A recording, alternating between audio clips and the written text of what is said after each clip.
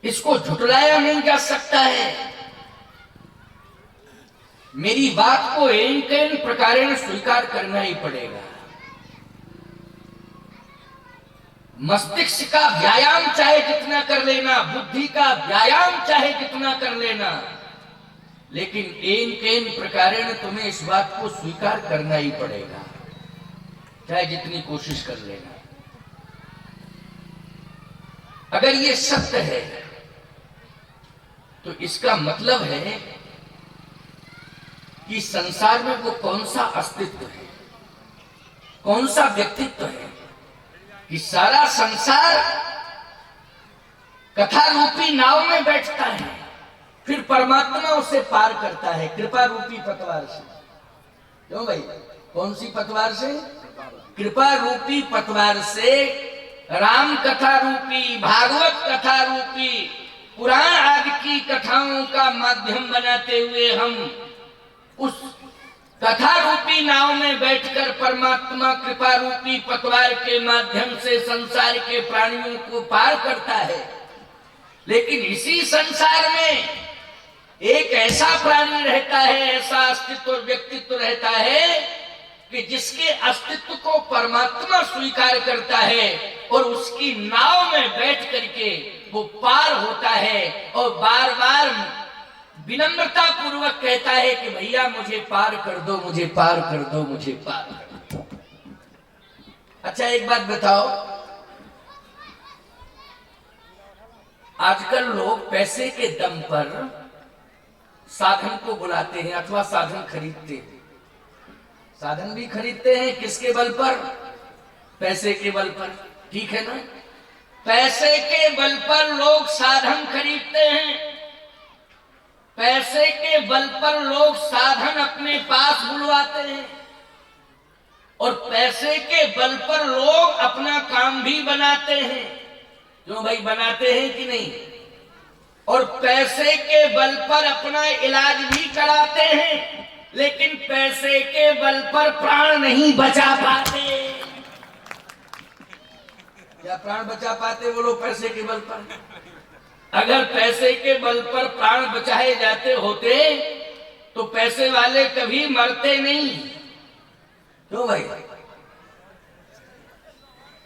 नहीं मरते। कहां मरते पैसे के बल पर? अरे वो कहते हैं चलिए हम तो अमेरिका में इलाज कराएंगे।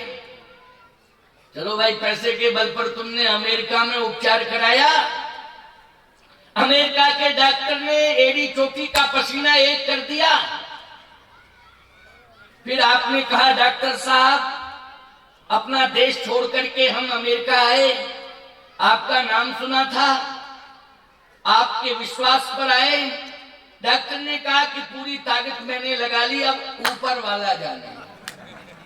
क्यों भाई?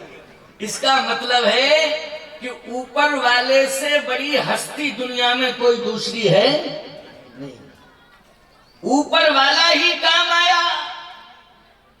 लेकिन एक बात बताएं, ऊपर वाले को भी नीचे वाले की जरूरत है।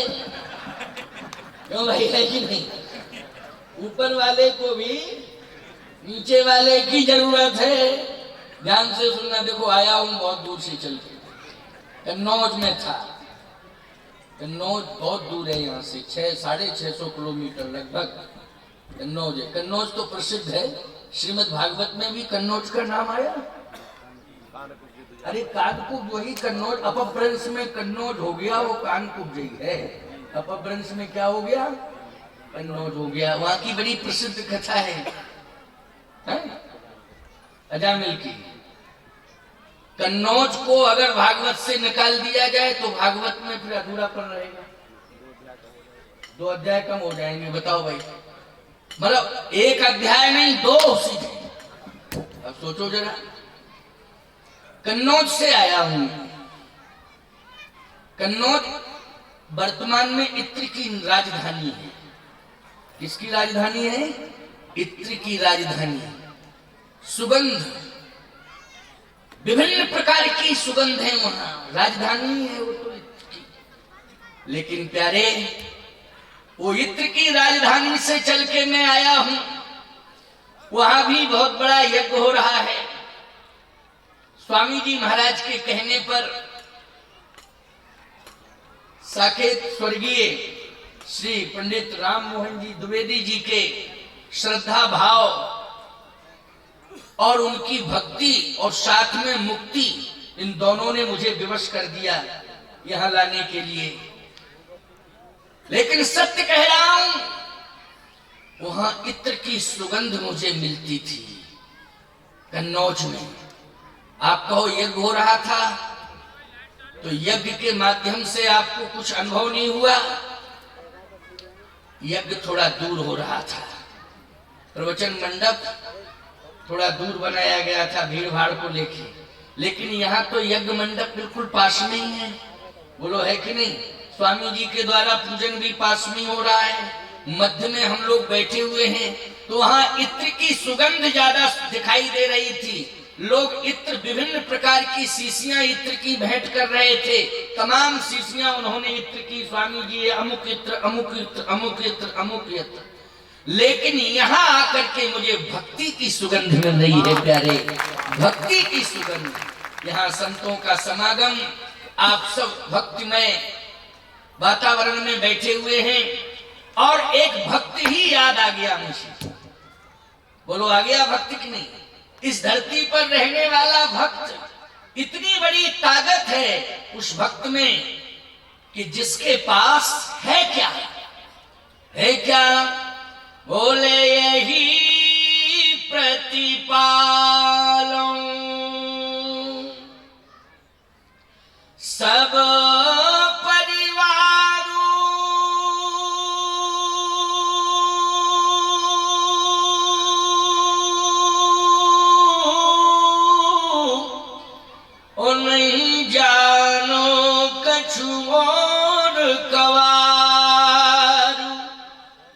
प्रतिपालन सब परिवारों। उसने कहा एक नाव चलाता हूं, इसी से परिवार का प्रतिपाल करता हूं, मेरे पास और कुछ नहीं है, मजदूर हूं। बोलो क्या कहा उसने? मैं मजदूर हूं, छोटी सी नाव है, बस इसी को चलाता हूं, परिवार का प्रतिपाल इसी से करता हूं। अब कल्पना करो आप, भगवान के पास इतनी बड़ी नाव है कि पूरा संसार बैठता है, इतनी बड़ी नाव, पूरा संसार उसमें बैठता है। बोलो बैठता है कि नहीं बैठता? और इसके पास छोटी सी नाव है, लेकिन वो परमात्मा कह रहा है थोड़ी सी जगह इसमें बैठने को दे दो। क्यों कह रहा है कि नहीं कह रहा है? इसमें बैठने के लिए थोड़ी सी जगह दे दो। इसलिए भैया नाव लाओ, नाव लाओ। एक और अच्छी बात मुझे याद आ रही है, विचित्रता तो ये है, प्रधानमंत्री एक और हो और मजदूर दूसरी ओर हो, प्रधानमंत्री के सामने मजदूर हो। जमीन आसमान का अंतर है कि नहीं? पहले ये बताओ, जमीन आसमान का अंतर। गंगा के किनारे प्रधानमंत्री भी खड़ा है। नरेंद्र मोदी की बात नहीं कर रहा हूं मैं, अयोध्या के प्रधानमंत्री की बात कर रहा हूं। अयोध्या के प्रधानमंत्री का नाम क्या? हाँ, सुमंत्री है ना, प्रधानमंत्री हैं ये। मंत्री तो बहुत हैं अयोध्या में, लेकिन प्रधानमंत्री सुमंत जी हैं। सुमंत जी प्रधानमंत्री हैं, वो भी खड़े हैं गंगा के किनारे। बस अंतर इतना है कि गंगा के जिस तट पर भगवान खड़े थे, उसी तट पर प्रधानमंत्री जी खड़े थे। गंगा के दूसरे तट पर मजदूर खड़ा था। दो तट होते हैं ना, एक तट पर प्रधानमंत्री खड़ा है और दूसरे तट पर मजदूर खड़ा हुआ है। प्यारे, प्रधानमंत्री से भगवान कह रहे हैं कि अब आप जाइए, आप जाइए, और मजदूर से कह रहे हैं आइए। क्यों भाई? बोलो बोलो, गलत कह रहा हूं क्या मैं? देखो समझ में आया करे तो ऐसे जरूर किया करे, और नहीं आया करे तो ऐसे कर दिया करे। स्वतंत्र भारत है, प्रजातंत्र है, हम क्या बिगाड़ लेंगे तुम्हारा? हो स्वतंत्रता है, लेकिन सत्यता को कभी ठुकराना नहीं चाहिए, नकारना नहीं चाहिए। बोलो यही सत्यता है कि नहीं? प्रमाण दे रहा हूं, पढ़ो रामायण। बरबस राम, बरबस मानी जबरदस्ती, जाइए जाइए, राम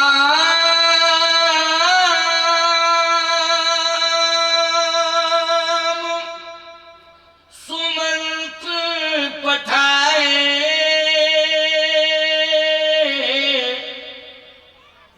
अर्थ निकल के आ गया कि नहीं?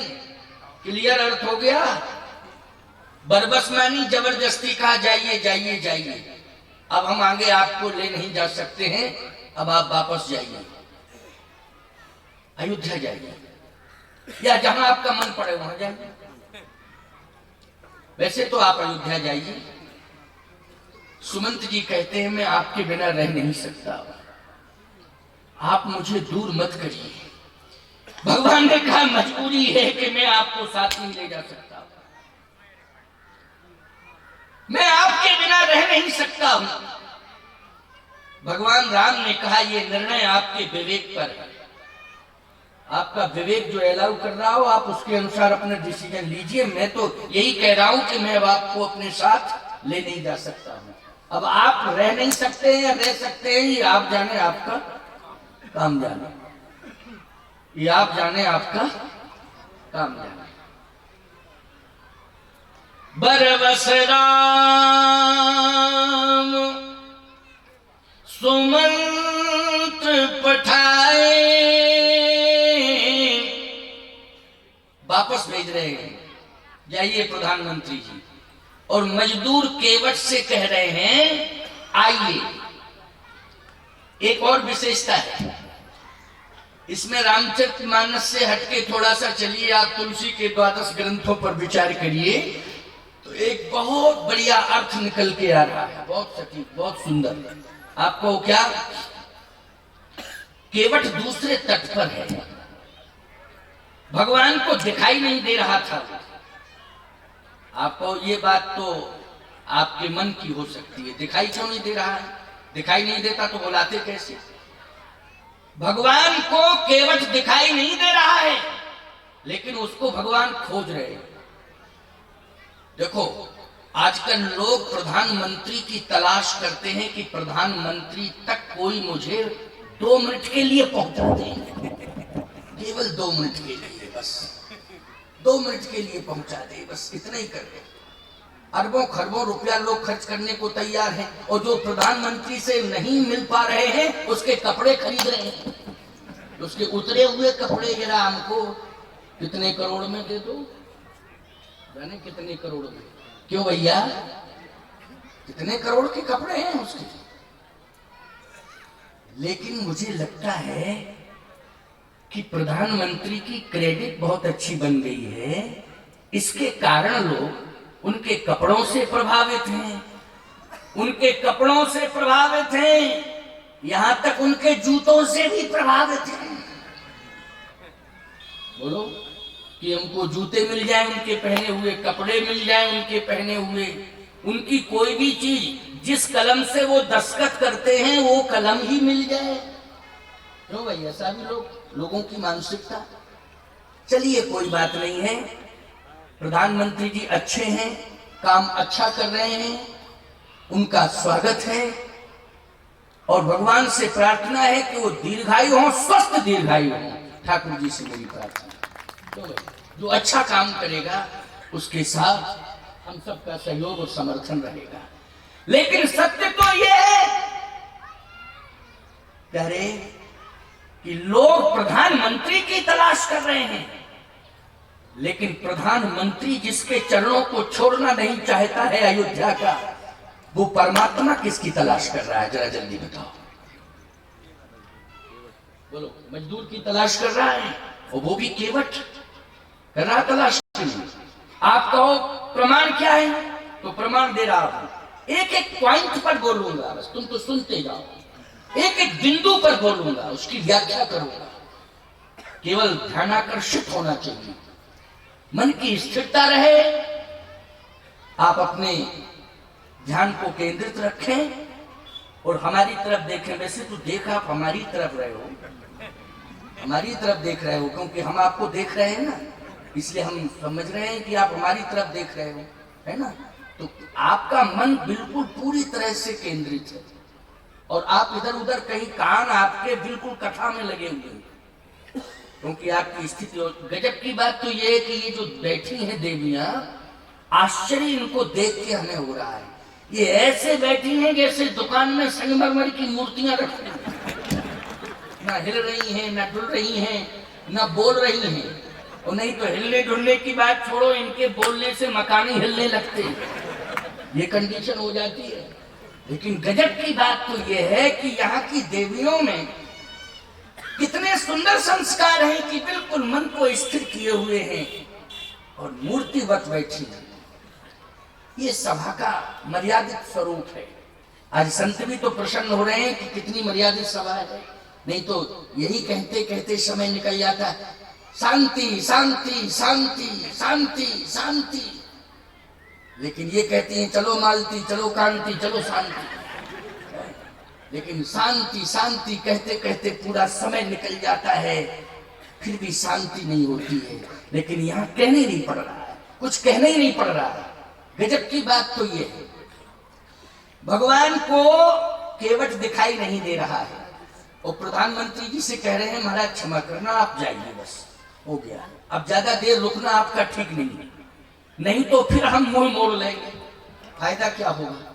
हम पिता के समान आपका आदर करते हैं, सम्मान करते हैं, हाथ जोड़ के कह रहे हैं, आप नहीं मानेंगे तो हम मुंह मोड़ लेंगे। और परमात्मा किसी से मुंह मोड़ ले फिर वो प्रधानमंत्री रहेगा? जल्दी बोलो, हमारी समझ में तो नहीं रहेगा, क्या को रहेगा? महाराज क्षमा करो, आप जाइए, बस इतना कहना ही पर्याप्त है। भगवान छटपटा रहे हैं। प्रधानमंत्री जी ने कहा कि आप किससे मिलना चाहते हैं? भगवान कह रहे हैं मैं गंगा के तट पर रहने वाला, नाव चलाने वाला नाविक केवट। देखो एक बात बताऊं, उस केवट का नाम का पता नहीं चला, लेकिन काम दुनिया जानती है उसका। केवट तो एक जात है। केवट क्या है? केवट एक जात है। उसके नाम की खोज मैंने बहुत की, कुछ विद्वानों ने बताया भी, उसका नाम रौंधक था। हमने कहा हम कह रहे हैं उसका नाम पुष्पेंद्र था।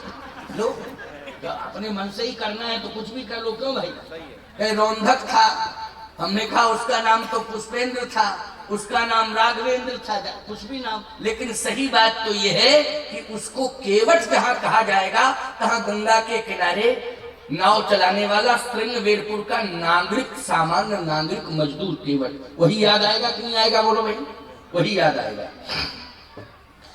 भगवान बोले मुझे दिखाई नहीं दे रहा है। लक्ष्मण जी बोले हम खोज करते हैं। भगवान बोले लक्ष्मण तुम जिंदगी भर खोजते रहोगे, तुम्हें भी दिखाई नहीं देगा। अच्छा तुम में ताकत है तो खोजो, खोजो। अब लक्ष्मण जी इधर से उधर, उधर से उधर, उधर से इधर, उधर। क्यों? पता लगा, अरे दिखाई तो नहीं दे रहा है। भगवान बोले अब चुप रहो, अब मैं खोज रहा हूं। भगवान ने एक छलांग लगाई और मिट्टी का पहाड़ था गंगा जी के किनारे, चढ़ गए। इसका मतलब है दिखाई नहीं दे रहा था तभी तो चढ़े। आप कहो प्रमाण है चढ़ने का? हाँ प्रमाण ही है। तुलसी जिनके पद पंकज ते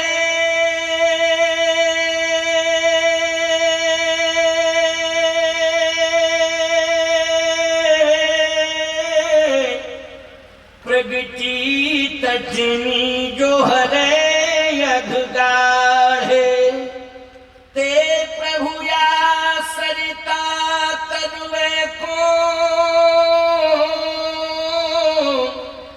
मागत नाव करारे उठाए। करार का अर्थ क्या है? नदी के किनारे तुम रहते हो। करार मानी नदी के किनारे मिट्टी का पहाड़। क्यों भाई? हमारी समझ में तो यही अर्थ हुआ, उसी को करार कहते हैं। तो करार इसका मतलब है कि जब व्यक्ति दिखाई नहीं देता है तब खोजने वाला ऊंचाई पर चढ़ता है। क्यों भाई? अर्थ निकल आया कि नहीं? कभी ऊंचाई पर चढ़ता कि फालतू ही में चढ़ा ऊंचाई? जब दिखाई दे रहा तो ऊंचाई पर चढ़ने की क्या जरूरत? लेकिन दिखाई नहीं दे रहा था तभी भगवान ऊंचाई पर चढ़े। मांगत नाव करारे हुए ठाणे। भगवान कहते हैं भैया आ जाओ। तो इससे प्रमाण मिल गया कि इस तट पर केवट नहीं है, गंगा जी के उस तट पर केवट है। अच्छा, दूसरा प्रमाण और लो जरा, बहुत बढ़िया। भगवान ने कहा भैया आ जाओ। केवट ने कहा काहे के लिए? कहे मुझे पार कर दो, नाव लेके आओ और अपनी नाव में बिठा लो, पार कर दो। केवट बोला पहली बात तो यह है कि अभी हमें फुर्सत नहीं है, अभी हमें फुर्सत नहीं है।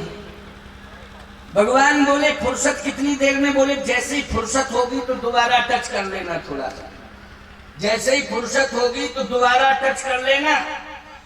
थोड़ी देर बाद भगवान ने जैसे ही टच किया, भैया आवाज अब तो फुर्सत हो गई, 1 घंटा हो गया खड़े खड़े। तो केवट कहता है मूड नहीं है, क्या करें, फुर्सत मिली तो मूड नहीं है। भगवान ने कहा भैया तेरा मूड कब बनेगा, सही बताओ। केवट कहता है हमारी शर्त अगर पूरी हो जाए तो हम निश्चित रूप से आपके पास आ सकते हैं, लेकिन शर्त पूरी हो तो। भगवान बोले शर्त क्या है? शर्त बता। देखो धन्य है केवट जो अपनी शर्त रख रहा है, लेकिन शर्त है क्या? केवट कहता है शर्त मेरी ये है कि चरणोदक चाहिए। देखो भाई क्या चाहिए? चरणोदक। लक्ष्मण जी बोले लो, किसी भी मंदिर में चला जाता चरणोदक मिल जाता है इसको। चरणोदक के लिए इतनी लंबी चौड़ी भूमिका बना रहा है। अच्छा बोलो मंदिर में जाओगे भगवान के तो बोलो चरणोदक ही मिलेगा कि नहीं मिलेगा? जल्दी बोलो क्या मिलेगा? चरणोदक, भगवान का चरणोदक। भगवान ने कहा कि चरणोदक, तो चरणोदक अभी तक मिला नहीं। कहे सरकार बात यह है जिस मंदिर में जाता हूं वहां पुजारी कहता है हाथ ऐसे करो चरणोदक लो, लेकिन ये रहस्य नहीं समझ पाया अभी तक कि पुजारी चरणोदक कैसे लेता है। वो पंचपात्र में रखता है। हमारे पास एक काठ का पात्र है, हम स्वयं चरणोदक लेके उसमें रखेंगे। काठ के पात्र में, मंदिरों में जो पात्र उसको पंचपात्र बोलते हैं। क्या बोलते हैं? पंचपात्र। अच्छा बोलो शालिग्राम भगवान को जब पुजारी स्नान कराते हैं तो जो भगवान का चरणोदक हुआ उसको कहाँ रखते हैं? पंचपात्र में। और फिर दिन भर प्रसाद के रूप में वही बचता है कि नहीं बचता है? बचता है कि नहीं? सत्य तो यह है कि शालिग्राम स्वयं प्रतिष्ठित होते हैं कि नहीं होते हैं? और नियमानुसार शालिग्राम भगवान का अभिषेक स्नान किया जाता है, वही चरणोदक होता है। बड़ी बड़ी जो मूर्तियां हैं उनका प्रक्षालन हो जाता है, चंदन आदि वस्त्र माला ये सब, लेकिन नियमानुसार पूर्ण रूप में अभिषेक स्नान आदि किसको कराया जाता है? शालिग्राम भगवान को कराया जाता है। लेकिन शालिग्राम भगवान हैं, इस विग्रह में भगवान है, इसका अनुभव पुजारी करता है। बोलो करता है कि नहीं? लेकिन प्रत्यक्ष रूप से चरण धोने का सौभाग्य किस किस को मिला? जल्दी बोलो। रामचरितमानस में प्रमाण मिलता है कि 2 लोगों को भगवान के चरण का लेने का सौभाग्य मिला, चरण पखारने का। 2 लोगों को। एक महात्मा ने भी पखारे हैं चरण,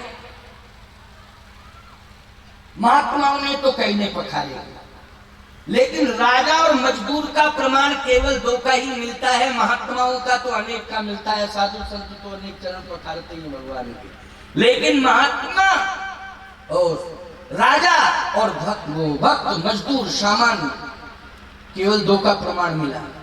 बोले राजा की भूमिका में चरण किसने पखारे? बरबिलोक दंपति अनुरागे उपाय पुनीत पखारन लागे। लेकिन सही बात यह है कि महाराज श्री जनक ने और महारानी सुनैना जी ने स्वयं प्रार्थना की थी कि हम चरणों तक लेना चाहते हैं, चरण पखारना चाहते हैं। भगवान तो मौन रहे, ये भी नहीं कहा ले लो या ना लो, भगवान मौन है, क्योंकि बड़ की भूमिका में बैठे हैं वहां, भगवान मौन है। सोने का पात्र है कोपर, सोने का ही लोटा है बढ़िया जिसमें जल भरा हुआ है, और आसन पड़ा हुआ है जिस पर भगवान बैठे हैं, और राजा रानी दोनों ही चरण पखार रहे थे। चरण पखारते समय भगवान श्री राम को एक स्वर्ण मुद्रा दी गई। दामाद को आप सम्मानित करते हो मंडप के नीचे तो मान्यता यही है, कुछ ना कुछ देते हो कि नहीं देते हो? देते हो, सब कह रहे हैं हाँ देते हैं। बेटी को भी देते हो कि नहीं देते हो? देते हो। प्यारे, स्वर्ण मुद्रा भगवान राम को नहीं, किशोरी जी को दी। भगवान राम को एक सोने का बड़ा सुंदर दिव्य आभूषण भेंट किया। अच्छा भाई, किशोरी जी को भी आभूषण, स्वर्ण आभूषण, लेकिन वो मुद्रा के रूप में, वो मुद्रा के रूप में। आप कहोगे कि महाराज कहना क्या चाहते हो? हम कहना ये चाहते हैं कि वो राजा हैं, उनके पास सोने की साधन की कमी नहीं है, और वो दामाद का सम्मान कर रहे हैं, बेटी का सम्मान कर रहे हैं। बोलो, कर रहे हैं कि नहीं? लेकिन यहाँ दामाद का सम्मान नहीं कर रहा है केवट, यहाँ तो भगवान का सम्मान कर रहा है। किसका कर रहा है? भगवान का सम्मान कर रहा है। जनक जी की दृष्टि में दामाद हैं, और केवट की दृष्टि में हमारे घाट पर कौन आए हैं? भगवान आए हैं। सावधान, महाराज श्री जनक ने भगवान के चरण पखारे, वही भावना लेकर के केवट भी कहता है कि मैं आपका चरण पखारना चाहता हूं, लेकिन शर्त यह है कि आपको कहना पड़ेगा। भगवान बोले कोई बात नहीं है, तेरे पीछे हम नियम तोड़ देंगे, अपने मुंह से हम कहते नहीं है। कोई कहता है क्या अपने मुंह से? अच्छा एक बात बताओ, अनाउंस किया रामजी उपाध्याय ने महाराज जी को माल्यार्पण किया जाए, क्यों भाई? क्या हम ही ने कहा कि कोई माई का लाल नहीं बैठा है जो माला पहना दे हमको? क्या हमने कहा? बोलो, हम क्यों कहेंगे? ये थोड़ी कहेंगे हमको माला पहनाओ, हमको ये व्यवस्था दो, वो गलत। हम तो मौन रहेंगे, सम्मान देना तुम्हारा काम है, हम मांगेंगे थोड़ी सम्मान, चाहेंगे क्या? भगवान राम से केवट कहता है कि आप स्वयं अपनी वाणी से कहिए। भगवान ने कहा अपनी वाणी से कहें? तुम्हारे मन में श्रद्धा है तो तुम आके चरण धो लो ना। कहे नहीं, कहना पड़ेगा। कहेंगे कि नहीं कहेंगे आप? भगवान ने कहा कहने में तो हमें दिक्कत है। लक्ष्मण जी बोले मेरी समझ में एक बात नहीं आ रही, आप बार बार कह रहे हो, बार बार वो कोई ना कोई शर्त रख रहा है, एक बार हमसे भी कह के तो देखो, पूरा खानदान 2 मिनट में आ जाएगा बिना शर्त के। 2 मिनट में पूरा खानदान बिना शर्त के आ जाएगा, एक बार कह के तो देखो, आप हमसे आगे ही नहीं दे रहे हो। भगवान ने कहा लक्ष्मण तुम बीच में बिल्कुल मत बोलना, क्योंकि तुम्हें बीच में बोलने का अधिकार नहीं है। लक्ष्मण हूं यह मरम न जाना, जो कछु चरित्र रचे भगवाना। लक्ष्मण जी क्या जाने कि भक्त भगवान के बीच का क्या मर्म है? बोलो भाई, लक्ष्मण की बुद्धि से परे। भगवान ने कहा लक्ष्मण तुम बीच में मत बोलना। लक्ष्मण जी बोले भैया हम 2 मिनट के लिए बोले थे जनकपुर में, परशुराम जी ने अस्त्र शस्त्र सब डाल दिए थे कि नहीं? और कहे जय जय जय रकुल केतु भ्रगपट गए बने तब हेतु। 2 मिनट में उन्होंने अस्त्र शस्त्र डाल दिए। आप आज्ञा तो दें। भगवान बोले सुनो, ये तुम्हारे बाण का प्रभाव नहीं था, ये तुम्हारे बाण का प्रभाव नहीं था, धनुष बाण का प्रभाव नहीं था, फिर ये जनकपुर का प्रभाव है कि वो ससुराल थी और तुम दामाद। क्यों भैया? ससुराल में दामाद शेर हो जाता है कि नहीं? क्यों हो जाता है कि नहीं हो जाता है? ससुराल में वो ससुराल का मामला, इसलिए ससुराल में सभी दामाद का सम्मान करते हैं। भगवान से ज्यादा ससुराल में दामाद का सम्मान होता है। होता है कि नहीं होता है? ये ससुराल का प्रभाव था। इसमें तुम्हारा बल, तुम्हारा शस्त्र, तुम्हारा विवेक, ये मत सोचना। लक्ष्मण जी ने कहा भैया तो फिर क्या किया जाए? कहा तुम बिल्कुल मत बोलना, क्योंकि तुम अगर बोले तो अभी घर से चले गए, फिर घाट से भी चले जाएंगे, ना घर के रहेंगे ना घाट के रहेंगे, क्योंकि ये घाट का मालिक है, इसलिए तुम्हें तो कुछ बोलना ही नहीं है, तुम चुपचाप रहो। भैया अगर जल्दी है तो आ जाओ और चरण पखार लो। कहो कहो। भगवान बोले कह रहा बेगयान जल पानी पखारू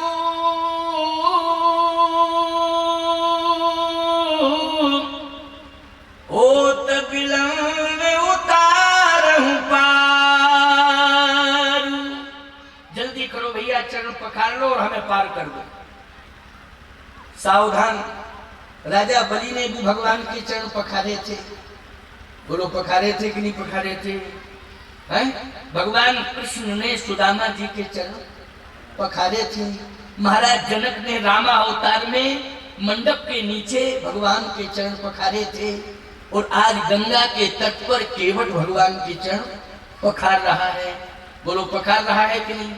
लेकिन जितने लोगों ने चरण पखारे, कल्पना कर लो आप, बिल्कुल कल्पना करिए। सुदामा जी ने मौन मुद्रा में बिना किसी डिमांड के चरण पखरवाए भगवान से। बोलो कुछ मांगा क्या? जल्दी बता दो। कुछ नहीं मांगा, सुदामा जी बैठे रहे। भगवान ये थोड़ी कहा था सुदामा जी ने हमारे चरण पखारो, कन्हैया तू क्या कर रहा है, मेरे चरण पखार ना। मौन है वो, तो मौन है कि नहीं? सही बताओ। राजा बलि ने चरण पखारे वामन भगवान के। वामन भगवान मौन है, श्रद्धान्वित हैं। कौन? राजा बलि। लेकिन बीच में डिस्टरबेंस पैदा कर रहे थे। शुक्राचार्य जी बीच में बोले, क्या करता है ऐसा मत कर, समझता नहीं है तू। जाने क्या क्या बोल रहे थे। पनिशमेंट तत्काल मिल गया। क्यों भाई, मिला कि नहीं मिला? पनिशमेंट बोलो मिल गया कि नहीं मिल गया तत्काल? हस्तक्षेप नहीं करना चाहिए, बीच वालों को नहीं, पनिशमेंट जरूर मिलता है। बीच वाले डिस्टर्ब ना करें, क्यों भाई? नहीं तो पनिशमेंट मिलता है कि नहीं मिलता है? सावधान, भगवान ने कहा लक्ष्मण तुम चुप रहो, बीच में नहीं बोलना बिल्कुल। तुम केवल मौन होके देखना, बीच में बोलना नहीं। लक्ष्मण जी बोले बिल्कुल नहीं बोलेंगे, और अगर बीच में बोले तो समझ लेना गड़बड़ हो जाएगा। नहीं बोलूंगा, नहीं बोलूंगा। भगवान ने कहा चरण पखार ले। केवट बोला किससे पखारे? भगवान बोले किससे?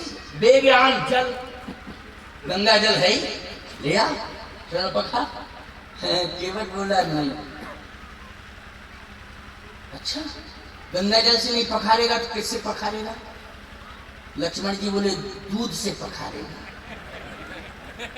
जब गंगा जल से नहीं पखार रहा है तो भैया परंपरा ये भी तो है कि दुग्ध भी साथ में लाते हो ना, जन पखारते समय यूज कर, दुग्ध से पखारेगा। दूध से पखारोगे, दुग्ध से। केवट बोला नहीं। फिर हमारे पास दुग्ध की व्यवस्था ही नहीं है, हम तो गरीब आदमी हैं।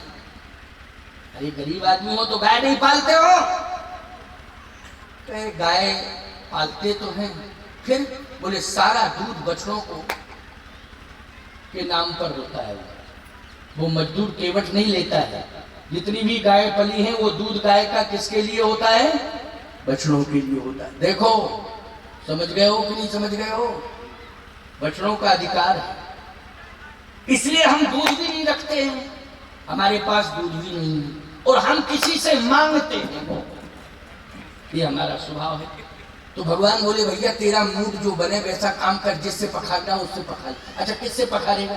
बोले देखो हम ला रहे हैं। क्या ला रहे हैं? क्या? हम तो पानी ला रहे हैं। आप कहोगे गंगा जल मानी पानी, अपराध हो जाएगा। नर्मदा जी के जल को पानी मत कहना, गंगा जी के जल को पानी मत कहना, तुलसी को हरी घास मत कहना, शालिग्राम को पत्थर मत कहना, गाय को पशु मत मानना, गुरुदेव के शरीर को हाड़ मांस का एक पुतला मत मानना। अपराध हो जाएगा, इन अपराधों से जरूर बचना। पानी पानी होता है, जल जल होता है। गंगा जल को पानी कहोगे? पानी। केवट कहां से लाया पानी? गोस्वामी जी कहते हैं केवट राम अरे रजा सुपावा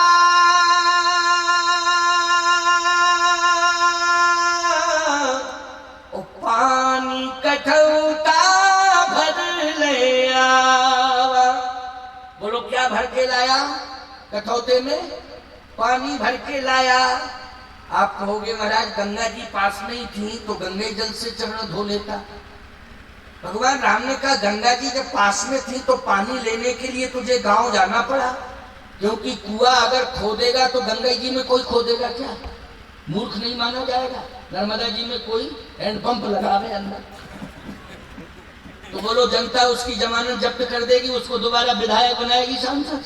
फालतू की निधि बर्बाद कर रहे हो। नर्मदा जी में हैंडपंप लगा रहे हो तो भाई ये तो गांव की व्यवस्था है। तो भाई एक बात बताएं, श्रृंगवेरपुर में गंगा जी हैं, वहां थोड़ी कुआं हुआ था। वो तो श्रृंगवेरपुर गांव में गया, गांव में कुएं की व्यवस्था रहती है, तो इसका मतलब है कि कुएं से कठौते में पानी भर के लाया।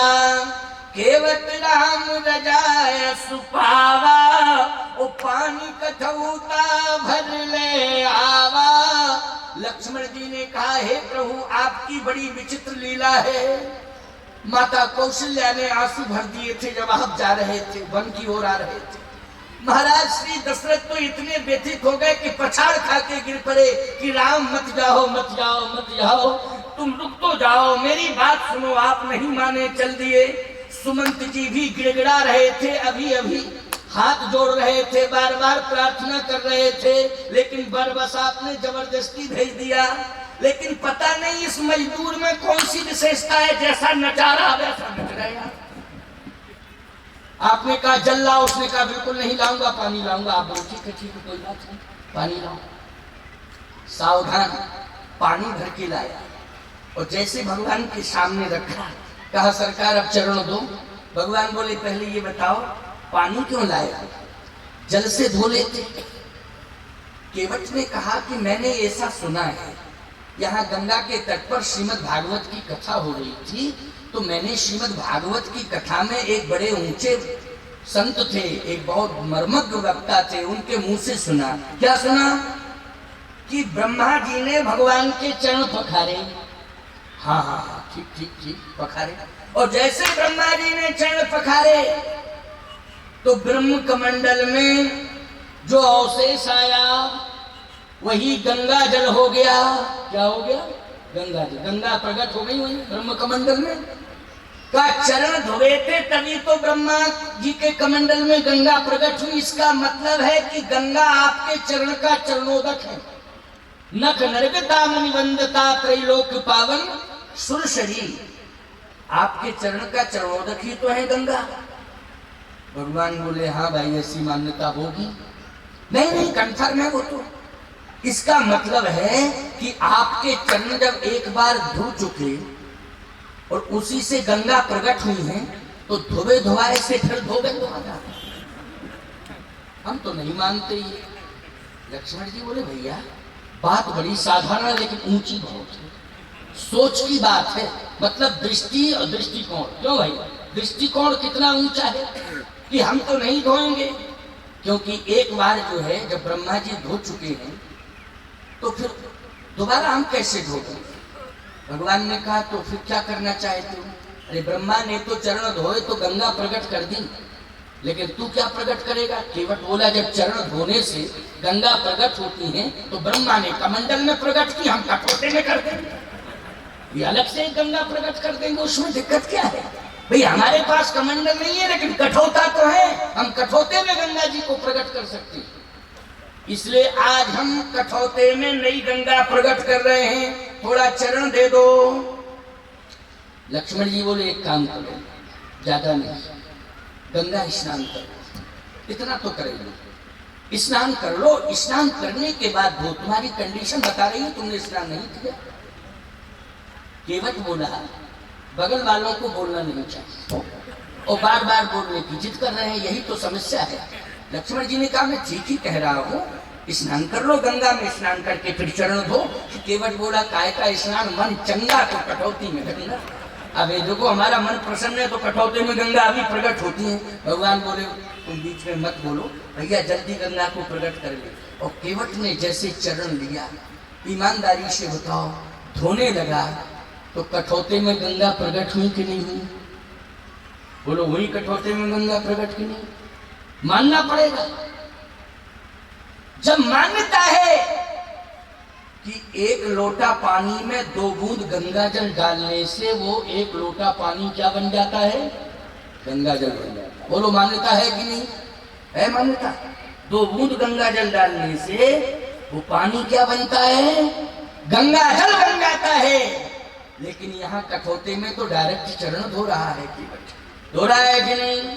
कहे अतियानंद उमगी अनुरागा और चरण सरोज पखारन लागा। नाव खड़ी है गंगा के घाट पर किनारे। बोलो नाव रखी है कि नहीं रखी है? और इसी नाव में परमात्मा बैठ के गंगा पार करेगा। सारा संसार परमात्मा की नाव में बैठ के पार जाता है। बोलो जाता है कि नहीं? लेकिन आज केवट की नाव में कौन बैठ रहा है? परमात्मा बैठ रहा है, भगवान बैठ रहा है, नाव खड़ी है। अब ये चरण धो रहा है। अति आनंद उमग अनुरागा और चरण सरोज पखारन लागा। और जैसे भगवान के चरण पखारने लगा तो एक पैर हाथ में और भगवान का दूसरा चरण है गंगा जी की रज में गंगा के घाट पे जो रज उसमें, और दूसरा चरण भगवान का केवट के हाथ में। अब जैसे चरण पखारने लगा, धोने लगा, तो काफी देर तक देखो बैठ के अगर चरण धुलवाने की व्यवस्था है तब तो ठीक है। जैसे हम तुम्हारे यहाँ चौकी पर बैठे और तुम चरण धो तो घंटों धो, कोई दिक्कत नहीं। लेकिन अगर हम खड़े हैं और तुम बैठ के चरण धो रहे हो और लगभग उसी चरण को तुम आधा घंटा तक धोने लगो तो डिसबैलेंस होंगे हम कि नहीं होंगे? पूरा संतुलन हमारा बिगड़ेगा कि नहीं बिगड़ेगा? पहले ये बताओ, बिगड़ जाएगा कि नहीं बिगड़ेगा? हम हिलेंगे, डुलेंगे, गिरेंगे। इसका मतलब है धोने वाले को आनंद मिल रहा है लेकिन धुलवाने वाले को आनंद मिल रहा है क्या? वो तो अपना शरीर का संतुलन ही बनाने में लगा हुआ है। केवट जैसे ही काफी देर लगा रहा है चरण धोने में, भगवान थोड़ा लीला कर रहे हैं ना, हिले डुले। लक्ष्मण जी बोले क्यों भैया केवट एक बात बताओ, तुम पैर पखार रहे हो कि परेशान कर रहे हो? पहले ये बताओ तुम्हारा इरादा क्या है? तुम पैर पखार रहे हो कि परेशान कर रहे हो? दूसरा क्यों नहीं पखार रहे हो? एक ही को क्यों पखार रहे हो? दूसरा भी तो पखारो। केवट बोला सुनो, दूसरा हम तब पखारेंगे जब हमारी शर्त पूरी हो जाए। अब कौन सी शर्त रह गई है भाई? अब कौन सी शर्त है? कह शर्त यह है कि जो धुला हुआ चरण है वो नीचे ना आवे और जो बिना धुला चरण है वो हाथ में आ जावे और धुला हुआ नीचे ना जावे। लक्ष्मण जी बोले गजब की बात है, ऐसा संभव है क्या? क्यों भाई? हमारी समझ में तो संभव है नहीं। जो धुला हुआ है वो तो नीचे रखा ही जाएगा और जो बिना धुला हुआ है वो हाथ में आएगा। कहे नहीं, जो धुला हुआ है वो नीचे ना रखा जाए और बिना धुला हुआ हाथ में आ जाए। भगवान बोले ये संभव कैसे होगा? बैलेंस नहीं बिगड़ेगा? कहा बैलेंस बनाइए, पूरी दुनिया का बनाते हो, अपना बिगाड़ रहे हो, अपना भी बनाओ, उसमें क्या दिक्कत की बात है? बैलेंस बनाने की जरूरत है। सारे संसार का बैलेंस बनाते हो, आप अपना बैलेंस बनाइए।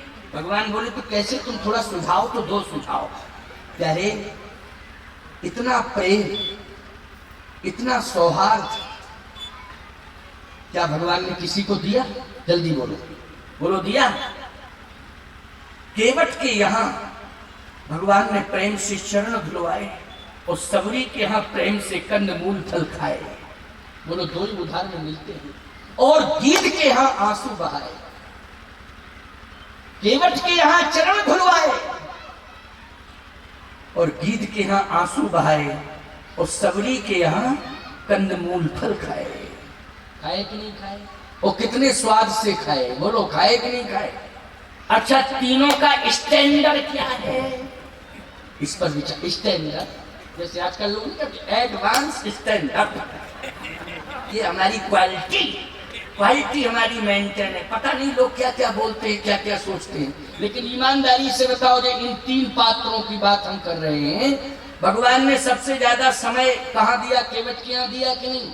और चरण धुलवाता रहा परमात्मा के नहीं, और जिस तरह से वो कहता रहा परमात्मा मानता रहा कि नहीं मानता रहा। और ईमानदारी से बताओ, गिद्ध के पास जब पहुंचा तो गोद में लिटा के आंसू बहाता रहा वो परमात्मा की नहीं, और सबरी की कुटी में जाकर के कंद मूल फल खाता रहा कि नहीं खाता रहा, बोलो जल्दी है? ये उदाहरण है।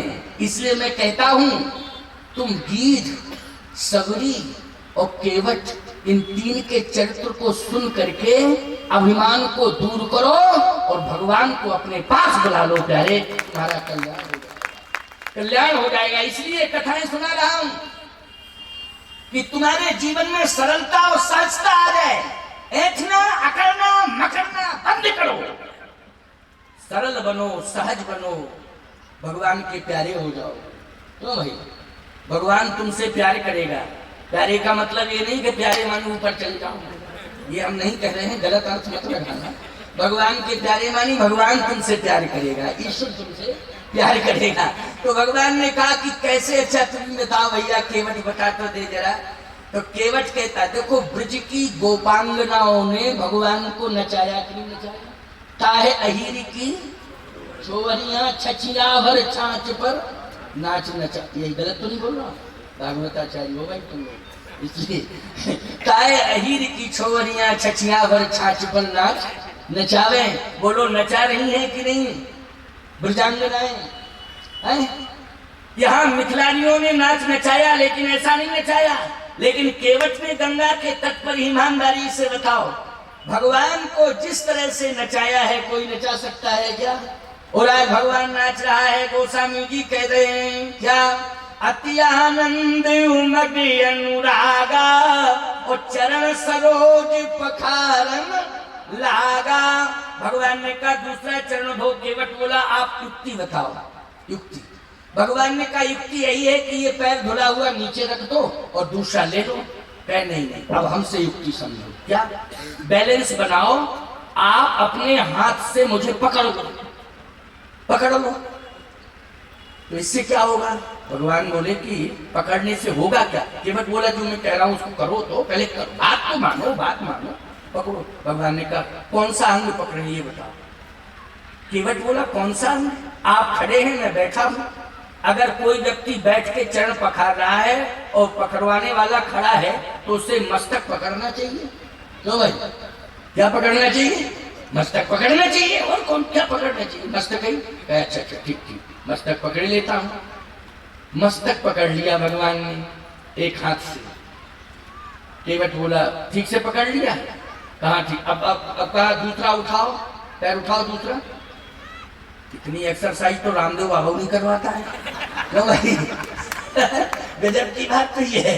अब दूसरा चरण उठाओ, दूसरा। भगवान बोले अरे अभी एक हाथ से पकड़े हूं, बैलेंस फिर भी सही नहीं बन रहा है, क्योंकि दूसरा चरण जब तक तुम हाथ में रखे रहोगे डिसबैलेंस ही रहूंगा। उसको नीचे तो रखने दे बंदे। कहे नहीं नहीं नहीं, उसको तो आप हटाना नहीं, हाथ में ही रहेगा। आप दूसरा तो उठाइए। तो भगवान बोले फिर भी का एक काम करो, दूसरा हाथ फ्री मत रखो, इस हाथ से भी मेरा मस्तक पकड़ लो और फिर मेरी रिस्पॉन्सिबिलिटी है कि देखो मैं संभालता हूं कि नहीं संभालता। दूसरे हाथ से भी पकड़ लो। भगवान बोले तो पकड़ लेता हूं। लक्ष्मण जी बोले आप हमारा कंधा पकड़ लीजिए ना, हम भी तो बगल ही में हैं। केवट बोला बगल वाले डिस्टर्ब न करें, चुप रहें, ये आमने सामने का मामला है। तो भाई बगल वालों का नहीं है, चुपचाप रहे बगल वाले, कुछ नहीं। आप प्रभु जैसा मैं बोल रहा हूँ वैसा करिए। तो क्या करूं? आप दूसरे हाथ से भी मेरा सिर पकड़ लीजिए। भगवान ने दूसरा हाथ बढ़ाया और दूसरे हाथ से भी आज केवट का सिर पकड़ा। दोनों ही हाथ भगवान के केवट के माथ पर है। पकड़ने का अर्थ क्या है जानते हो? ये दोनों ही हाथ किसके माथ पर हैं? केवट के माथ पर है। लेकिन दृश्य नीचे क्या है प्यारे? पहले भगवान का एक चरण केवट के हाथ में था, लेकिन जैसे ही दोनों हाथ केवट के माथ पर आए तो केवट कहता है दूसरा चरण उठाइए। जैसे भगवान दूसरा चरण उठाने लगे और केवट के हाथ में रखने लगे, देवताओं ने पुष्पों की वर्षा कर दी कि सारा ब्रह्मांड भगवान के हाथ में, लेकिन भगवान आज भक्त केवट के हाथ में है। यही दृश्य दिखाई दे रहा है। बरस सुमन सुर सकल सिहाही, एक साथ देवता कभी प्रसन्न नहीं होते हैं। बोलो भाई, सबको मनाओ, एकाध रूठा ही रहेगा, रूठा रहेगा कि नहीं। लेकिन यहाँ गंगा के तट पर तो संपूर्ण देवता सकल सिहाही, यही सब पुण्य पुंज को नाही, इसके समान कोई पुण्य पुंज नहीं है, क्योंकि आज संपूर्ण भगवान का संपूर्ण भार केवट के हाथ में। आज भगवान के दोनों हाथ केवट के माथ पर हैं, भगवान के दोनों चरण केवट के हाथ में हैं। आज अति आनंद उमग अनुरागा चरण सरोज पखारने लगा। भगवान ने कहा भैया अब नाव में और बैठा दो। कहे हाँ नाव में बैठाना चाहिए, तो आप कृपा करके नाव तक चले तब ना। कहे तो चरण तो हमको रखना ही पड़ेगा। केवट बोला हम कह रहे हैं अब रख लो, अब कोई दिक्कत नहीं है, हम कह रहे हैं तो आप रख लो, अब क्या परेशानी है। भगवान ने कहा तो ठीक है हम रख रहे हैं। जैसे भगवान चलने लगे बोले रुको रुको रुको, अभी रुको। भगवान बोले अब क्या रह गया, कुछ रह गया क्या। बोले हाँ अब पत्नी रह गई। पत्नी कहाँ है। कहीं गांव में है। तो क्या मतलब निकला। बोले मतलब ये निकला कि आज हम ग्रंथि बंधन करके चरण पखारेंगे। नियम तो यही है, अगर पत्नी है क्यों भैया, पत्नी अगर घर में है तो ईमानदारी से बताओ ग्रंथि बंधन होना चाहिए कि नहीं? भगवान ने कहा तो पहले क्यों नहीं लाए, जब तुम जानते थे कि सपत्नी चरण पखारेंगे तो गए थे गांव पानी लेने के लिए, तो लाए क्यों नहीं पत्नी को। हाँ आपने कहा था बेगान जल्दी आओ जल्दी आओ जल्दी आओ, ये देर में तैयार होती। कितने बार तुम्हारी ट्रेन चूक गई, क्यों भाई, टिकट बर्बाद हो गए तुम्हारे, रेल चली गई वो तुम रेल से देखते रह गए। ये जल्दी तैयार नहीं होती है, थोड़ा टाइम लगता है। अच्छा इनसे अगर तुम कहो कि जल्दी करो जल्दी करो जल्दी करो, तो एकदम कहेंगे ज्यादा जल्दी है तो चले जाओ, अपना काम करो, फालतू का दिमाग खराब मत किया करो। अपने हिसाब से काम करती हैं। तो केवट ने कहा कि पत्नी के चक्कर में पड़ते तो पता नहीं आप कहाँ चले जाते। बेज्ञान जल्दी करो जल्दी, इसलिए मैं जल्दी जल्दी चलाया। भगवान ने कहा तो अब क्या। केवट बोला अब मैंने अपनी अंडर कस्टडी में ले लिया आपको, अब कोई दिक्कत नहीं, जब तक हम जाने नहीं देंगे आप जाएंगे नहीं। भगवान बोले तो कब तक नहीं जाने दोगे। लक्ष्मण जी बोले हमें लगता है 14 साल पूरे यही रहना है, गंगा के किनारे ही रहना है, पूरे 14 साल लग रहा है ऐसा। भगवान बोले तुम चुप रहो, अच्छा जल्दी पत्नी को लाओ। पत्नी को लाया, तट रहे गंगा जी में ही अस्थि विसर्जन किया जाता है। तो लक्ष्मण जी ने कहा यहीं तो रहे यहीं मरे, गंगा के तट पर फिर भी नहीं तरे। कहा ऐसा है, राजा सगर के 60,000 पुत्र, बोलो गंगा जी कब तक नहीं तार पाई उनको, जब तक राजा भगीरथ का प्रयास। बोलो भाई प्रयास किसका था, भगीरथ का प्रयास था कि नहीं था। गंगा जी तब तक नहीं तार पाई 60,000 बेटों को जब तक भगीरथ ने प्रयास नहीं किया। ये क्या है, लाइट चली गई। हाँ लाइट चली गई, चिंता नहीं करना, लाइट ही तो गई, हम तो नहीं गए, हम तो बैठे ही हैं, लाइट ही गई। देखो लाइट फिर आ गई, घबराने की जरूरत नहीं है। बिल्कुल मन को लाइट चली जाए चली जाने दो, हम बैठे रहेंगे तो काम चलता रहेगा, कोई दिक्कत नहीं। और तुम लोग तो बैठे रहो और बैठे ही हो और आनंद ले रहे हो। बोलो ले रहे हो कि नहीं। कितना आनंद ले रहे हो कि लगता है कि बैकुंठ उतर के आ गया यहाँ धरती पर। बोलो आ गया कि नहीं आ गया। अब बैकुंठ में बैठे हो, क्या कहाँ जाओगे, नरक में क्या यहाँ से। बोलो बैकुंठ छोड़ के जाओगे कहाँ, बैकुंठ ही में बैठे रहना और छोड़ के जाओ तो नरक में जाओ, हम क्या जाने फिर, क्यों भाई। इसलिए सबसे बड़ी बात तो ये है, विशेषता है कि हमने आपको कहाँ बैठाला है, बोलो जल्दी, बैकुंठ, बैकुंठ में बैठाला। अच्छा तुम जाओगे ज्यादा से ज्यादा कहाँ, घर ही तो जाओगे, कहाँ जाओगे, घर ही जाओगे, घर जाओगे ना, हिंद महासागर में जाओगे, कहाँ जाओगे, अरे घर ही तो जाओगे, जब घर जाओगे तो बैकुंठ से अच्छा तुम्हारा घर है क्या? हमारी समझ में तो नहीं है? और जब बैकुंठ से अच्छा घर है तो खूब जाओ। भाई हमको दोषी मत ठहराना, हम तो तुम्हें बैकुंठ में बैठा ले हैं, और बैकुंठ में बैठा ले ही नहीं है, यहाँ की तुम्हें नागरिकता भी दे रहे हैं। ये हमारा शब्द हस्ताक्षर है, और याद रखना ये हस्ताक्षर जानते हो, तुम्हारी उपस्थिति केवल इस पांडाल के अंदर नहीं है, बैकुंठ में भगवान के रजिस्टर में तुम्हारी उपस्थिति हो रही है। मेरा एक एक शब्द सिग्नेचर चल रहा है। विश्वास की बात है। किसकी बात है? विश्वास की बात है। और घर में क्या रखा? घर में क्या रखा है बोलो? घर में बस तू मैं, इसके अलावा कुछ नहीं है। क्यों भाई? घर में तू मैं के अलावा कछु हो तो बता दो जरा जल्दी। हैं? तू मैं होती कि नहीं होती?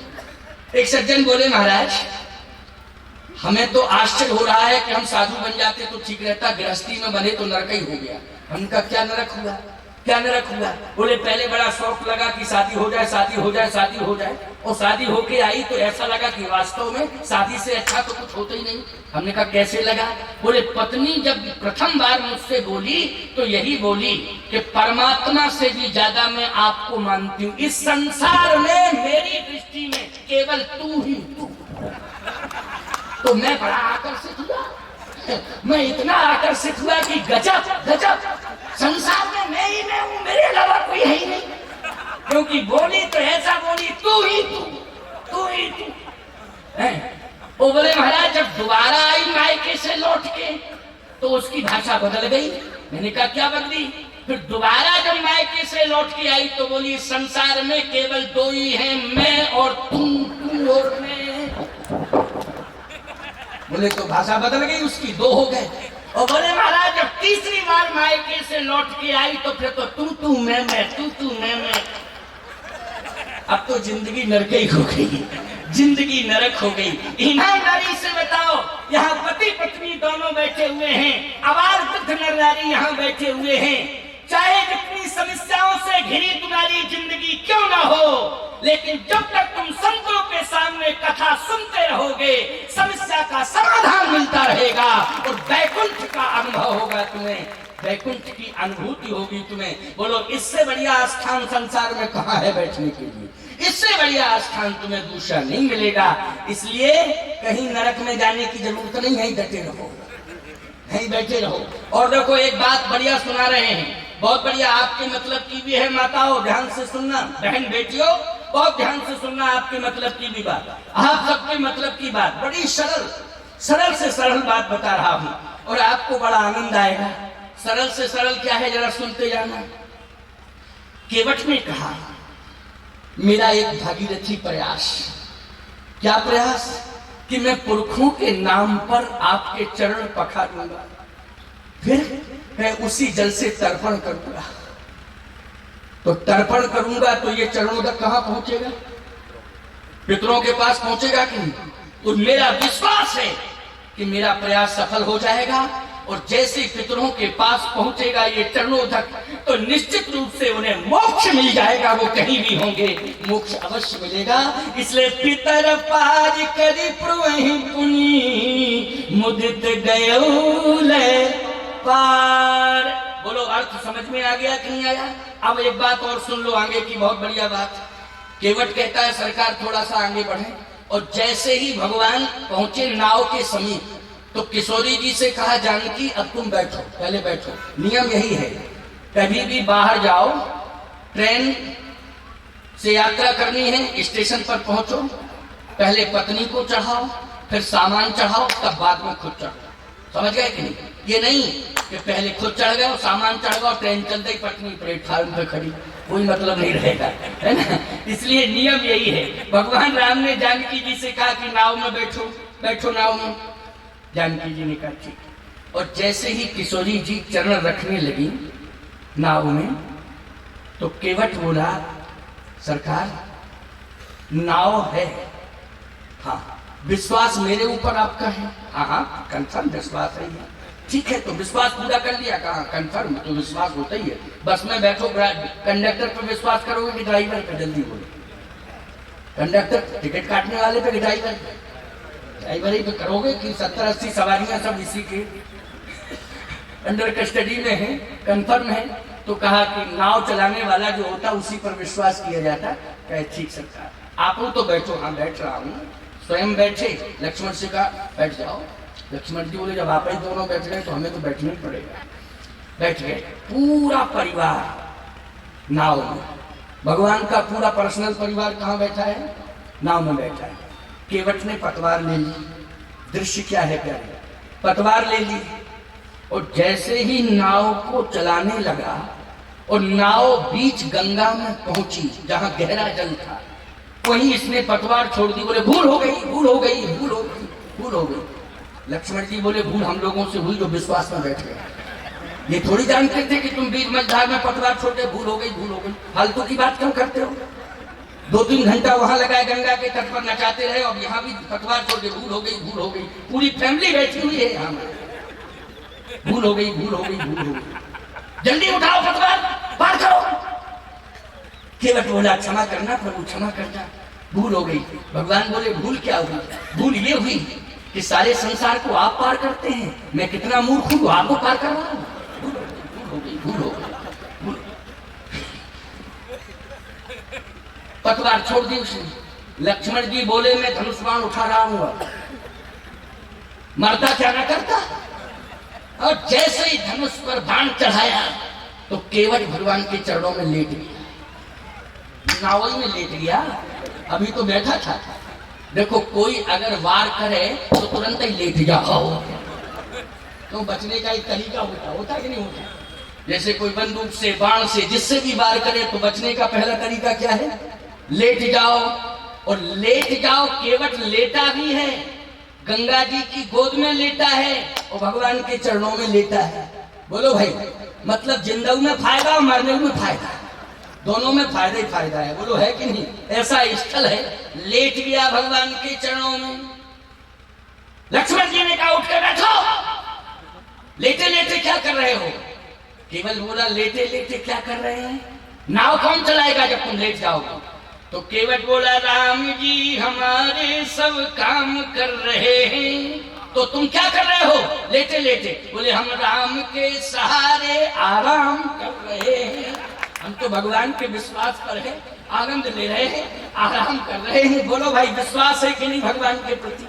बोलो पूरा समर्पण। केवट ने पत्नी पे विश्वास किया, कि पुत्र पे विश्वास किया, कि जमीन जायदाद पे विश्वास किया, कि नाव पे विश्वास किया, कि पतवार पर विश्वास किया। केवल उसने परमात्मा पर विश्वास किया है। अनन्याश्चिन्तयन्तो माम ये जनाः पर्युपासते तेषां नित्याभियुक्तानां योगक्षेमम् वहाम्यहम्। भगवान के चरणों पर विश्वास, भगवान के चरणों में लेट गया।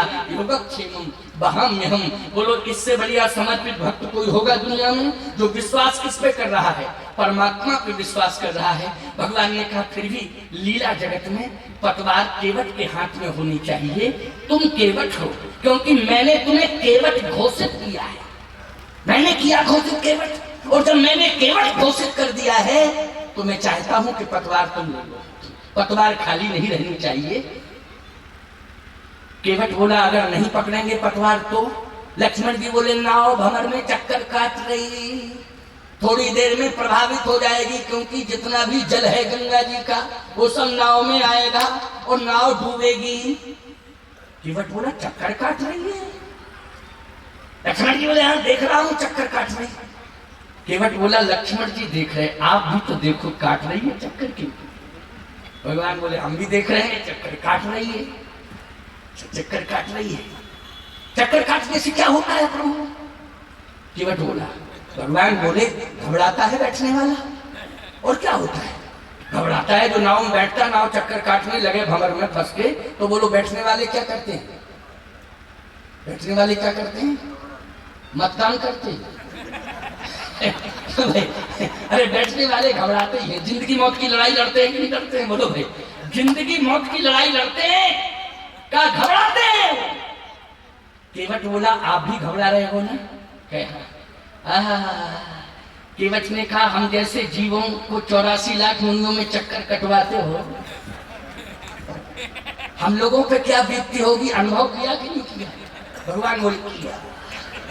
अभी तक नहीं किया था, लेकिन आज अनुभव हो गया कि चक्कर काटती है नाव तो कितनी घबराहट होती है। केवट ने कहा, हम जैसे भक्तों की नाव, हम जैसे लोगों की 84 लाख योनियों में चक्कर काटने की परंपरा है आपके शास्त्रों में, बोलो है कि नहीं?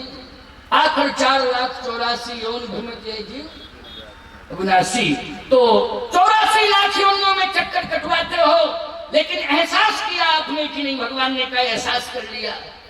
एहसास करने के बाद रिजल्ट आउट क्या हो रहा है ये बताओ। भगवान बोले, मैं गंगा की सौगंध खा के कह रहा हूं, ये मेरी बेटी है गंगा, गंगा मेरी बेटी है। मैं गंगा की सौगंध खा के कहता हूं, केवल तेरे जैसा समर्पण जो भी जीव मेरे चरणों में कर देगा, उसे मैं 84 लाख योनियों के बंधन से मुक्त कर दूंगा, उसे पार कर दूंगा, मुक्त कर दूंगा, ये मैं वचन देता हूं। समझ में आ गई बात कि नहीं आई? बात बिल्कुल समझ में आ गई है। जय जय राम, श्री राम जय राम, जय जय राम, श्री राम जय राम, जय जय राम, श्री राम जय राम, जय जय राम, श्री राम जय राम, जय जय राम, श्री राम जय राम, जय जय राम, श्री राम जय राम, जय जय राम, श्री राम जय राम, जय जय राम, श्री राम जय राम, जय जय राम, श्री राम जय राम, जय जय राम, श्री राम जय राम, जय जय राम। बोलिए स्वामी जी महाराज जय हो। पूरी जगत गुरु रामानंदाचार्य भगवान की, श्री श्री स्वामी जी महाराज की जय हो।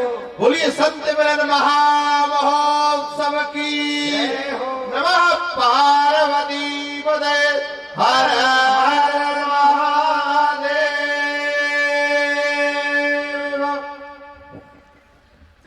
पूज्यपाद श्री सदगुरुदेव भगवान का शुभागमन पदार्पण मंच पर हो चुका है।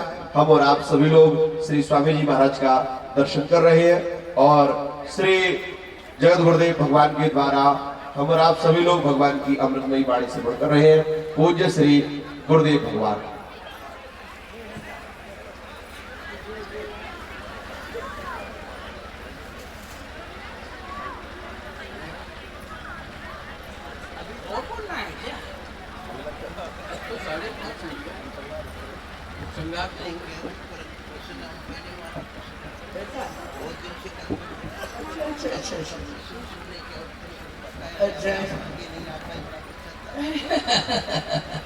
स्वामी जी कह रहे हैं केवल प्रसंग हम पहली बार सुन रहे हैं और सारे प्रसंग सुने, लेकिन देर में आए हमें पश्चाताप हो रहा है कि स्वामी जी देर में कह रहे हम आए हैं तो हमें पश्चाताप हो रहा है। चलिए थोड़ी देर हम, स्वामी जी की आज्ञा है तो थोड़ा सा सुना दें, इसके बाद में फिर आशीर्वाद स्वामी जी का होगा। आशीर्वाद लेके आप लोग जाएंगे, लेकिन थोड़ी देर और, क्योंकि संत वाणी का आदर करना चाहिए। स्वामी जी का हम ही नहीं, संपूर्ण संत विशेष सम्मान करते हैं। ये सम्मान के विशेष अधिकारी हैं। अधिकारी को सम्मान मिलता है, अनाधिकारी को सम्मान नहीं मिलता है। और याद रखना, दबाव से सम्मान नहीं मिलता है, स्वभाव से सम्मान भी मिलता है और सरल स्वभाव से भगवान भी मिलता है। दोनों ही मिलते हैं। स्वभाव से सम्मान मिलता है और सरल स्वभाव से भगवान मिलता है। तो स्वामी जी महाराज, संत सरल चित्त जगत हित जान स्वभाव स्नेह, ऐसा सरल चित्त, ऐसे उदार संत और नर्मदा माँ के तपापूत, जिन्होंने इस घोर कलिकाल में कठिन तपस्या की है। इतनी अवस्था में निरावरण चरण चलना, परिक्रमा करना, ये बहुत बड़ा तप है। जवानी में कोई निरावरण चरण परिक्रमा कर रहा है तो ठीक है, उसकी ताकत है, उसमें क्षमता है। लेकिन स्वामी जी महाराज ने 62वें वर्ष की अवस्था में जब प्रवेश किया था, है ना, तब आपने परिक्रमा प्रारंभ की। 62वें वर्ष की अवस्था में जब प्रवेश किया, इसके पहले भी परिक्रमा की है, लेकिन ये परिक्रमा तो बहुत ही विधिवत हुई है, नियम पूर्वक की है। एक एक नियम का पालन किया है और प्रत्येक घाट का अनुभव लिया, उस पर रह के और अनुभूति की, वो अनुभूति की एक पुस्तक ग्रंथ के रूप में प्रकाशित हो चुकी है। रेवा मेरे अनुभव में ये पुस्तक भी प्रकाशित हो चुकी है। वो पुस्तक नहीं है, वो एक ग्रंथ है। क्या है? ग्रंथ है। और सत्य कहता हूं, रेवा मेरे अनुभव में जो पुस्तक है, इसको पुस्तक मत मानना। ये आपकी घर घर की समस्याओं के समाधान के लिए मस्तक है। इसलिए घर घर में रेवा मेरे अनुभव में पुस्तक पहुंचना चाहिए। जब कभी कोई समस्या आवे तो तुरंत ही समाधान लेना चाहिए। रेवा मेरे अनुभव में ये साधारण नहीं है, वो पुस्तक वो मस्तक के रूप में है। इसलिए उसको आप लोग घर घर में रखें। मेरे पास तो 2-3 प्रतियां बहुत से संतों ने पढ़ा, अच्छे अच्छे संतों ने मुझसे वो प्रतियां मांगी कि आप मुझे दीजिए। चित्रकूट में स्वामी जी गए थे ना, चित्रकूट के संत आज भी याद करते हैं। जिस समय पुस्तक हम पढ़ रहे थे कामतगिरी में, तो एक बहुत वृद्ध संत हैं, लगभग 83 साल की आयु है, जानकी कुंड में रहते हैं और वो परिक्रमा करते हैं नित्य 83 साल की उम्र में। और प्यारे वो भजन ही करते रहते हैं, किसी मठ मंदिर के महंत नहीं है, लेकिन भजनानंदी इतने बड़े हैं कि पूरे संत मठादी सम्मान करते हैं उनका। वो जब मैं पुस्तक पढ़ रहा था कामतानाथ जी में, तो जैसे ही मिले दंड प्रणाम हुआ, बोले क्या है स्वामी जी? हमने कहा जो स्वामी जी आए थे वो उपस्थित थे उस समय। स्वामी जी जब पहुंचे थे, मैंने बुलाया था उनको। बोले अच्छा अच्छा वही महाराज जी जो आए थे। उनका क्या है? ये पुस्तक हमको दे दो। ले गए, अभी हमको मिले वो लगभग करीब 20-25 दिन पहले। बोले इतनी गजब की पुस्तक है, मैंने तो नर्मदा पुराण भी पढ़ा है, सुना भी है, लेकिन स्वामी जी ने जो अनुभव अनुभूतियां उसमें व्यक्त की हैं, बोले उनको पढ़ के हमारा मन आह्लादित है और कल्पना ये करता हूं काश अगर मैं चलने फिरने के लायक होता तो निरावरण चरण परिक्रमा में भी करता कामतगिरी की। लेकिन मुझे ये संतोष मिल गया कि रेवा मेरे अनुभव में स्वामी खडमुखानंद पुरी जी ने अगर परिक्रमा पथ में वो अनुभव इस पुस्तक में अंकित किया है, तो मैं इस पुस्तक को पढ़ के निरावरण चरण परिक्रमा की परिकल्पना नित्य कर लेता हूँ कि मैं नर्मदा जी की परिक्रमा कर रहा हूँ। ये वो संत के विचार, हृदय के विचार थे, जो संत तपस्वी हैं चित्रकूट के, उन्हें किसी के प्रपंच से कुछ लेना देना नहीं है, वो अद्वितीय महात्मा हैं। उन्होंने इस बात को कहा। इसका मतलब है कि जो स्वामी जी जिससे नहीं जुड़े हैं, स्वामी जी से जो नहीं जुड़ा है, एक बार स्वामी जी का पुस्तक में भी उन्होंने कोई शब्द पढ़ लिया है तो आत्मीय संबंध उसने स्वामी जी से स्थापित कर लिया है। यह है अति सरलता और भगवत कृपा का परिणाम, मां नर्मदा जी की कृपा। तो आइए एक अंतिम बात कह दूं, क्योंकि प्रसंग तो बहुत बड़ा है। स्वामी जी महाराज आ गए हैं, तो एक गंगा के उस पार, अभी तो इस पार की चर्चा हुई, अब उस पार की चर्चा मैं कर दूं। चर्चा ये थी कि उतर ठाड़ भय, क्यों यही चर्चा चल रही थी ना। उतर ठाड़ी भय सुरसरी रेता, सिया राम गुहि लखन समेता, केवट उतर दंडवत कीन्हा, ओ प्रभु सकुचे यही कछु नहीं दीना। संसार की संपत्ति जब तुम भगवान के सामने अर्पित करते हो तो संकोच होता है कि मैं दे क्या रहा हूं, और किसे दे रहा हूं, मैं तो तुच्छ हूं। सूर्य के सामने दीप जलाना, बोलो संकोच होता है कि नहीं होता? दुनिया वालों जल्दी बोलो। होता है, लेकिन आज भगवान को संकोच हो रहा केवट के सामने।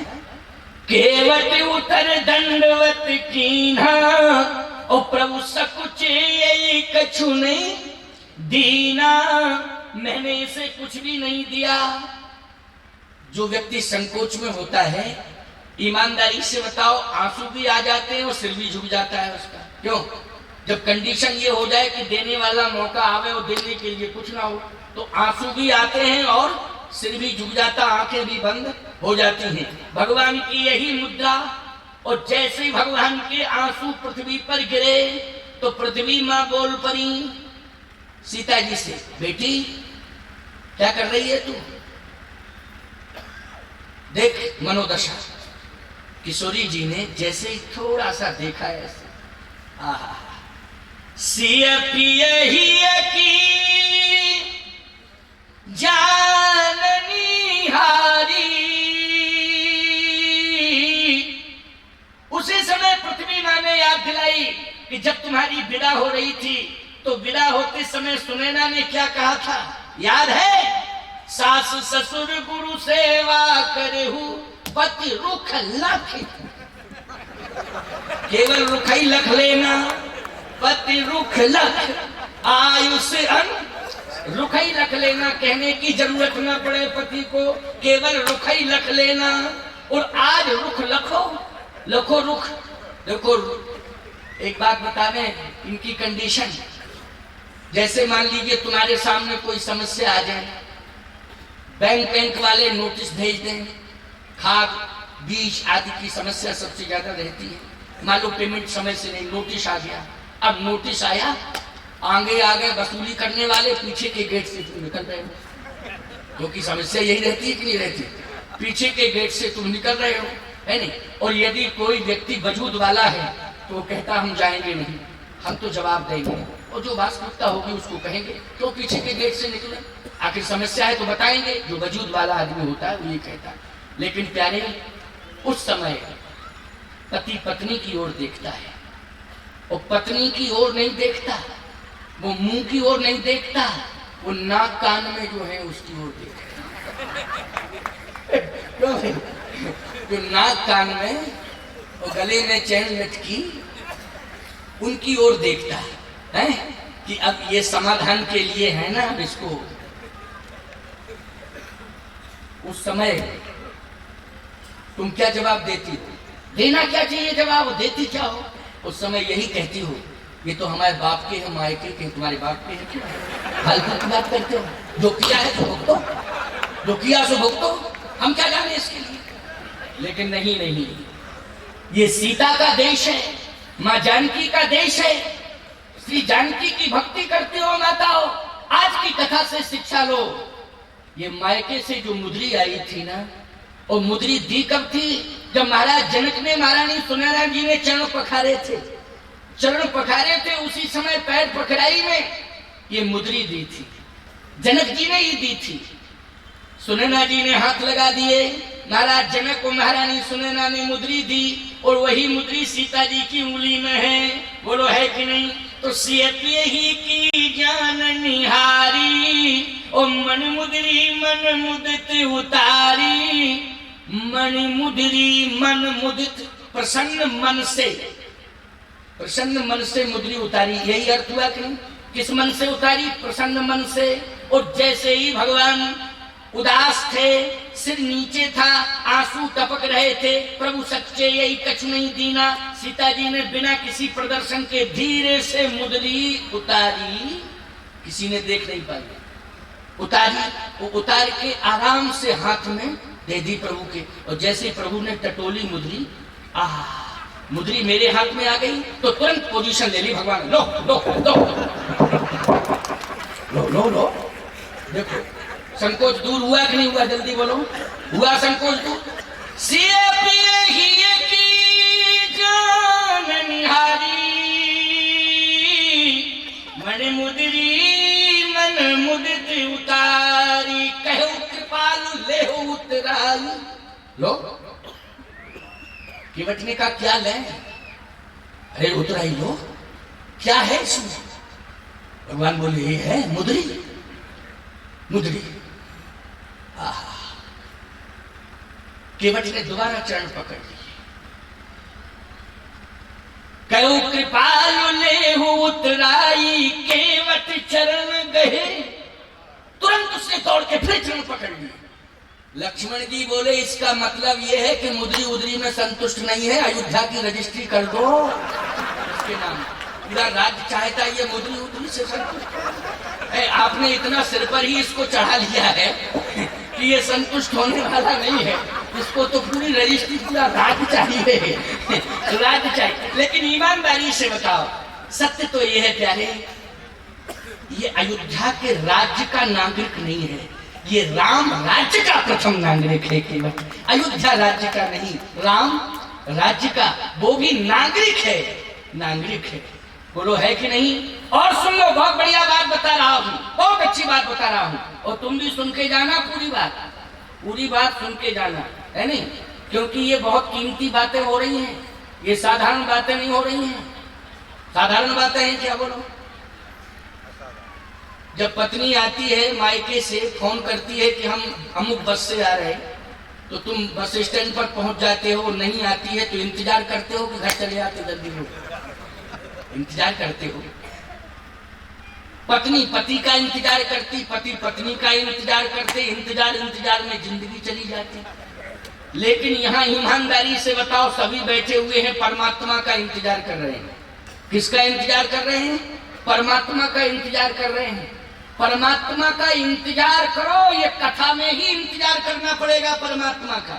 और जैसे ही कथा सुनते सुनते सुनते सुनते सुनते सुनते सुनते सुनते व्यस्त हो जाएगी, उसी दिन परमात्मा हृदय में जरूर प्रकट हो जाएगा। ये विश्वास कर लेना, ईश्वर की सत्ता तुम्हारे हृदय में अक्षुण्ण राज्य करेगी, ये विश्वास कर लेना। आइए एक बात और सुन लीजिए, बहुत ध्यान से सुनना। प्रभु सच्चे यही कछु नहीं दीना, भगवान ने कहा मुद्री है, मुद्री। केवट बोला ठीक है मुद्री है। लक्ष्मण जी बोले इसमें जो नंग जड़ा है ना, इतना वेश कीमती नंग है कि त्रिभुवन की संपत्ति कम पड़ जाएगी इसकी कीमत के आगे, समझो जरा, ये साधारण नहीं है, देख नंग। केवट बोला ना हम इसमें नग देख रहे, ना हम मुद्री का आकार देख रहे, हम केवल यह देख रहे हैं कि ये हो क्या रहा है गंगा के तट पर, क्या हो रहा है। ये मुद्री अभी थी नहीं, लेकिन तत्काल मुद्री आई। कहां से आई? लक्ष्मण जी बोले घर की व्यवस्था है, इसमें क्या दिक्कत की बात है? हाँ भाई, तुमको इससे क्या लेना देना? कोई किसी को दे रहा है, ले रहा है, तुम तो लो, लेने से मतलब रखो, लो। केवट बोला हम समझ रहे हैं, लेकिन लेने देने की कंडीशन पर भी विचार करना चाहिए। ईमानदारी से बताओ, अगर मजदूर बहन बेटियों के आभूषण उतरवा करके मजदूरी लेने लग जाएं, तो नैतिक मूल्यों की हत्या हो जाएगी कि नहीं हो जाएगी? जल्दी बोलो, हो जाएगी कि नहीं हो जाएगी? नैतिकता का पतन होगा कि नहीं होगा? हम मजदूर हैं, मजदूरी करते हैं, इसी मजदूरी से पूरे परिवार का प्रतिपाल करते हैं। यही प्रतिपालो सब परिवारों नहीं जानो कुछ और कवारू। लेकिन हम नैतिक मूल्यों की हत्या नहीं करना चाहते। मैं देख रहा हूं कि जानकी जी ने ये मुद्री उतार के दी, भले ही किसी ने न देखा हो, लेकिन मैंने देखा है, क्योंकि भगवान क्या कर रहा है, भक्त देख रहा है। बोलो, संसार क्या कर रहा है, उस गतिविधियों को परमात्मा देखता है। परमात्मा क्या कर रहा है, परमात्मा की गतिविधियों को भक्त देखता है प्यारे, कि मेरा परमात्मा कर क्या रहा है। इसलिए मैं सब देख रहा हूं कि ये मुद्री कहां से आई है। ये मुद्री जानकी जी ने उतार के दी। भगवान बोले हाँ हाँ बिल्कुल सही बात है, सही बात है, लेकिन जानकी जी के पास ये मुद्री आई कहां से? लक्ष्मण जी बोले इसका मतलब है कि कुल खानदान पर प्रश्न चिन्ह लगा रहा है।